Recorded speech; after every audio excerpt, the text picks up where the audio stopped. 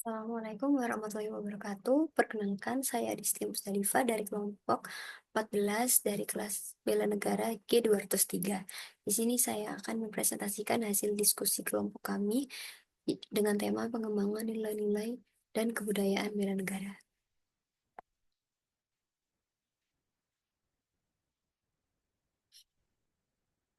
Jadi, pengertian pengembangan nilai-nilai dan kebudayaan bela negara adalah proses menanamkan dan memperkuat prinsip-prinsip dasar bela negara yang meliputi cinta tanah air, kesadaran berbangsa dan bernegara, keyakinan pada Pancasila sebagai ideologi negara, kerelaan berkorban untuk bangsa dan negara, serta kemampuan awal bela negara. Proses ini bertujuan membentuk individu yang memiliki semangat dan tekad untuk mewujudkan negara yang berdaulat, adil, dan makmur.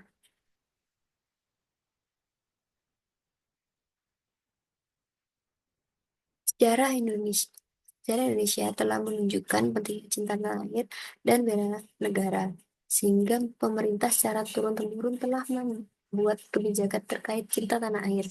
Presiden Soekarno mengajak seluruh rakyat Indonesia untuk berdiri di atas kaki sendiri dengan slogan Berdikari, agar rakyat mencintai tanah air secara total dan tidak bergantung pada negara lain.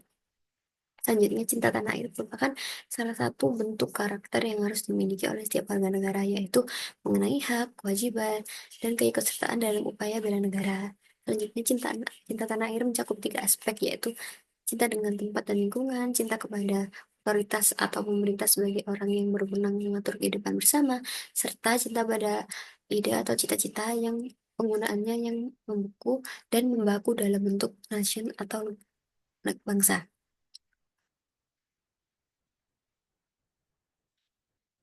Lalu ada kesadaran individu maupun kelompok tentang identitasnya sebagai bagian dari suatu bangsa dan negara. Sikap dan perilakunya itu kayak seperti memperkuat pendidikan kebangsaan melalui pembelajaran Pancasila dan sejarah. Yang kedua, ikut serta dalam kegiatan yang menanamkan semangat nasionalisme. Yang ketiga, itu ada terlibat dalam kegiatan sosial atau organisasi yang mendukung pembangunan masyarakat.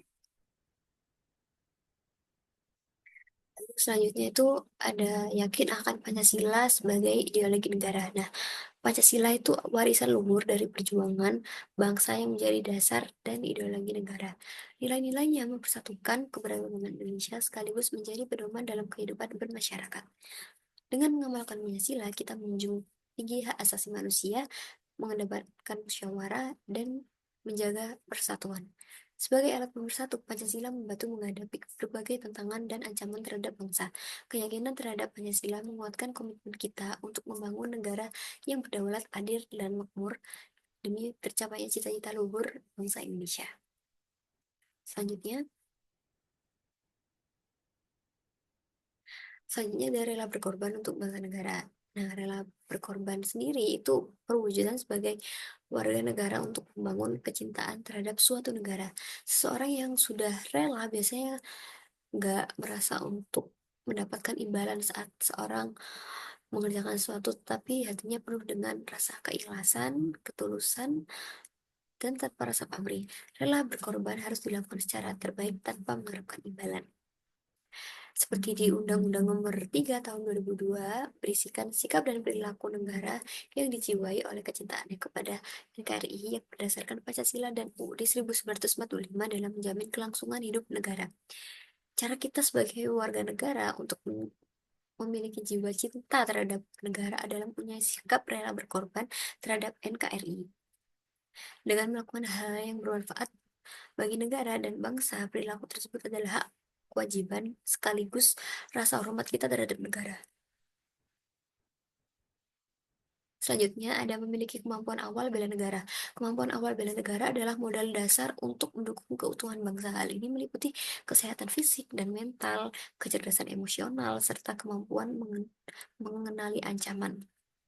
Dengan memahami kearifan lokal, mengelola sumber daya alam secara bijak, serta menjaga disiplin dan integritas, setiap individu dapat berkontribusi dalam menjaga persatuan dan ketahanan negara. Kemampuan ini menjadi langkah awal menciptakan Indonesia yang kuat, berdaulat, dan sejahtera.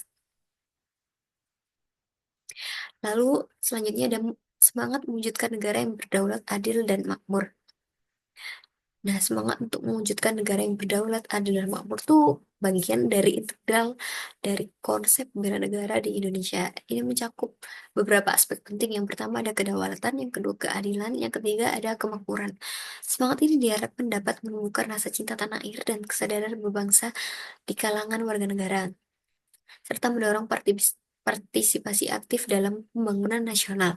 Dengan demikian, setiap individu memiliki peran penting dalam mencapai tujuan ini melalui tindakan nyata yang berkontribusi pada kemajuan bangsa. Selanjutnya ada bentuk internalisasi bela negara, Bang.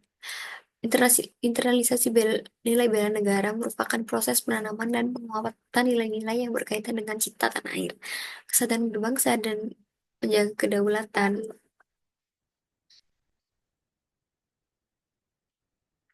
negara.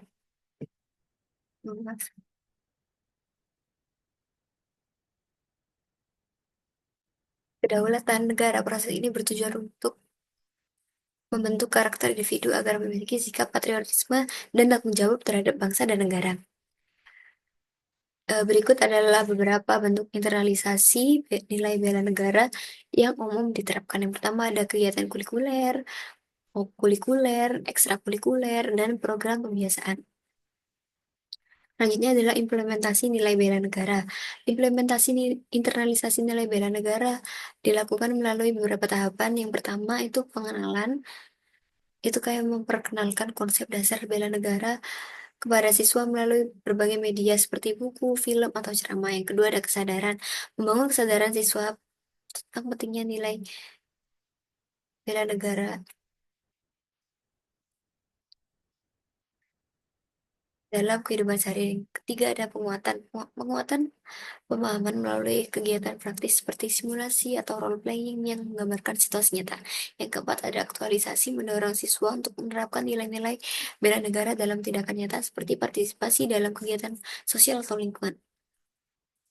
Selanjutnya ada studi kasus kayak seperti gambar yang ada di sini, dikutip dari iMusic yang berjudul Wayang Kulit Kembali Go Internasional.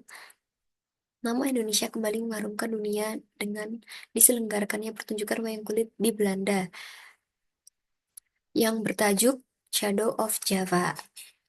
Pertunjukan ini mengangkat dari kisah Mahabharata tentang perempuan Bima dan Dewi Arimbi yang dimainkan di hadapan ratusan penonton dengan terjemahan bahasa Inggris. Pertunjukan tersebut turut diiringi oleh alunan gamelan Jawa dan sakupun dari orkestra gamelan yang dipimpin oleh LC Plantema dan Guntur Sulistiono serta pemain sakupun dari Jepang, Yukari Uekawa. Acara ini diselenggarakan oleh Yayasan Raras Budaya dan kelompok gamelan Widosari dari tanggal 25 Mei hingga 3 Juni di empat kota besar yaitu Den Haag, Arnhem, Amsterdam, dan Amstelveen. Lalu ada studi kasus kedua, seperti gambar yang ada di PPT, dikutip dari web UPN Veteran Yogyakarta yang berjudul Reaktualisasi Bela Negara di Era Digital. Dalam berita ini terdapat pemaparan oleh Mila Rosinta Tototmojo, seorang budayawan yang dan seniman sekaligus founder Mila Art Dance School yang menjelaskan tentang seni dan budaya memiliki peran strategis dalam menanamkan nilai-nilai bela negara di era digital. Mila menjelaskan bahwa di era globalisasi merupakan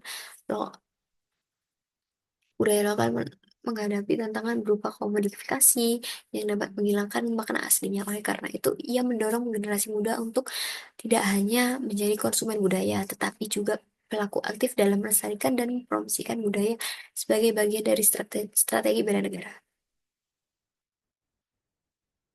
Terima kasih. Sekian presentasi dari saya. Jika ada kurangnya, mohon maaf. Assalamualaikum warahmatullahi wabarakatuh.